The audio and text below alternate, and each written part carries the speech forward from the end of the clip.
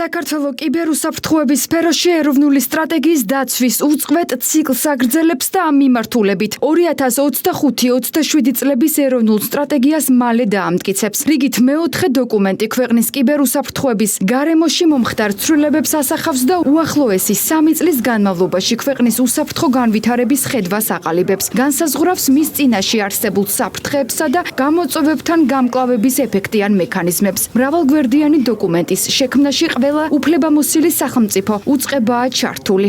დავიწყეთ მუშაობა მომდევნო 25-27 წლების ეროვნულ სტრატეგიაზე კიბერუსაფრთხოების სფეროში, რომელიც ასევე უწყებათა შორის ფორმატში მიმდინარეობს და დაარეგულირებს ამ სფეროში სხვადასხვა უწყებების კოორდინაციას და გამართულ ერთობლივ მუშაობას. ჩვენი უწყება აქტიურად არის ჩართული კიბერდანაშაულთან ბრძოლაში და მის პრევენციაში, რასაც მოწმობს ჩვენი უწყების მხრიდან განხორციელებული და გადადგმული არაერთი ასე ვთქვათ კონკრეტული ნაბიჯი, რაც მოიცავს როგორც მოქალაქეთა ცნობიერების ამაღლების კუთხით გატარებულ აქტივობებს, ასევე სხვა ბრძოლის კომპონენტებს.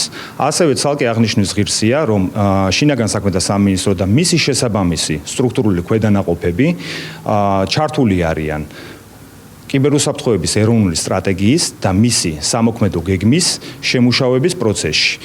მსოფლიოში მზარდი კიბერშეტევის ფონზე სახელმწიფოს ერთ-ერთ პრიორიტეტს საზოგადოების სათანადო ინფორმირება წარმოადგენს. სწორედ ამიტომ ციფრული მმართველობის სააგენტოს ინიციატივით შემუშავდა კიბერუსაფრთხოების სფეროში ცნობიერების ამაღლების 5-წლიანი სტრატეგია, რომელიც სხვადასხვა უწყების მიერ კიბერუსაფრთხოების სფეროში ცოდნის გაღრმავების კუთხით დაგეგმილ ღონისძიებებს აერთიანებს. ციფრული მმართველობის სააგენტომ შეიმუშავა კიბერუსაფრთხოების სფეროში ცნობიერების ამაღლების სტრატეგია, რომელშიც განსაზღვრულია კონკრეტული პრიორიტეტული სამიზნე ჯგუფები. ბოლო რამდენიმე თვის განმავლობაში ჩვენი სააგენტოს მიერ სხვადასხვა მაღალმთიან რეგიონში და საქართველოს დედაქალაქში ჩატარდა რამდენიმე ტრენინგი საქართველოს დაახლოებით 30 საშუალო სკოლაში და 15 უნივერსიტეტში. ფიშინგი და კომპიუტერულ სისტემაში უკანონო შეღწევა ეს კიბერდანაშაულის ყველაზე გავრცელებული ხერხია. ფიშინგის ერთ-ერთ მთავარ სამიზნეს ბანკები და მისი მომხმარებლები წარმოადგენენ, რომელთა პირადი მონაცემების მოტყუებით ხელში ჩაგდება დამნაშავეების საბოლოო მიზანია კიბერსაფრთხეებისგან თავის დასაცავად. ციფრული მმართველობის სააგენტო საზოგადოებას კიბერჰიგიენის დაცვისკენ მოუწოდებს. საქართველოში ამ ეტაპზე ყველაზე გავრცელებული ფიშინგ შემთხვევები არის, როდესაც შეტყობინებები, SMS შეტყობინებები მისდის მოსახლეობას ბანკის ან პოსტის სახელით